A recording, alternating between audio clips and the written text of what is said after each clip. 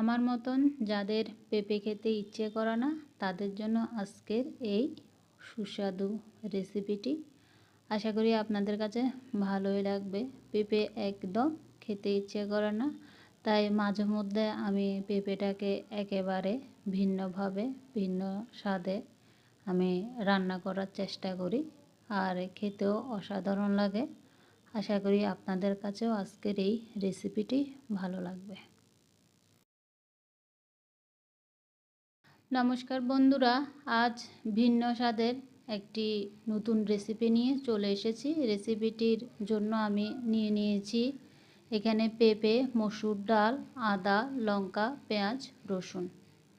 মসুর ডালটা ধুয়ে আমি সিদ্ধ বসিয়ে দেব, আর এখন আমি গ্রেট করে কেটে নিব পেঁপেটা গ্রেট করে কেটে নিয়েছি, আর সাথে নিয়েছি আদা বাটা, রসুন বাটা, পেঁয়াজ বাটা আর লঙ্কা আমি মাঝখানে চিড়ে নিয়েছি।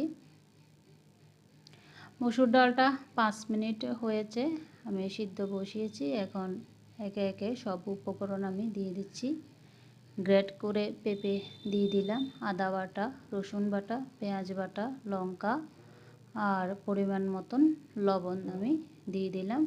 ডালটা যখন আমি সিদ্ধ বসিয়েছিলাম তখনই আমি হলুদ গুঁড়ো দিয়ে দিয়েছি। এখন পরিমাণ মতন লবণটা দিয়ে দিলাম। 3 থেকে 4 মিনিট আমি ঢাকা দিয়ে এটা রান্না করে নেব কিছুক্ষণ। অল্প উপকরণ দিয়ে খুবই সুস্বাদু রেসিপি বানানো যায়, সেটা আসলে আপনারা না দেখলে কিংবা না রান্না করলে সেটা আপনারা বুঝবেন না। 3 থেকে 4 মিনিট পর চলে আসলাম।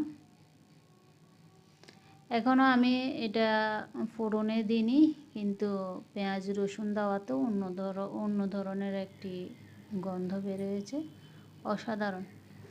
এখন ফোড়নে দিয়ে দিচ্ছি শুকনো লঙ্কা, এলাচ, দারচিনি, তেজপাতা, গোটা জিরে।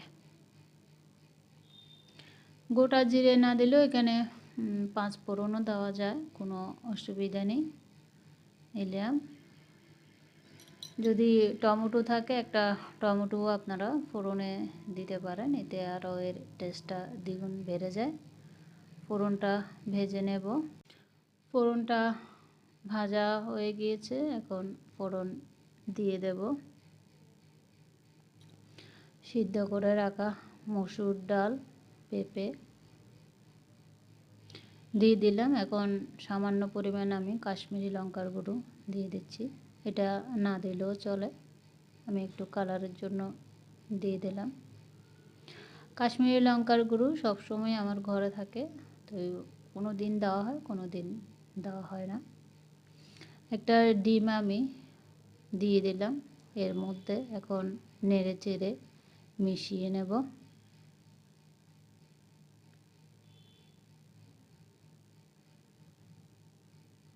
খুবই ভালো লাগে এভাবে যদি রান্না করা যায়। এটা ভাতের সাথে খেতে ভালো লাগবে না, এটা রুটি পরোটার সাথে খেতে অসাধারণ লাগে। আমি এটা সকালবেলা রুটি পরোটার সাথে খাওয়ার জন্যই বানিয়েছি। এখন পরিমাণ মতন চিনি দিয়ে দিলাম, আর দিয়ে দেব 1 চামচ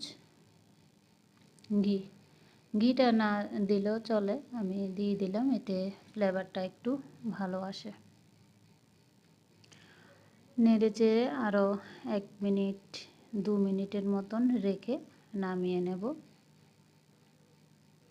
ঘি দেওয়াতে সব কিছু মিলেমিশে খুব সুন্দর গন্ধ বেরিয়েছে, আর খেতে অসাধারণ লাগে রুটি পরোটার সাথে। আশা করি আপনারা একবার বাড়িতে ট্রাই করে দেখবেন। রান্না করা খুবই সহজ, আর খেতে তো দুর্দান্ত লাগে।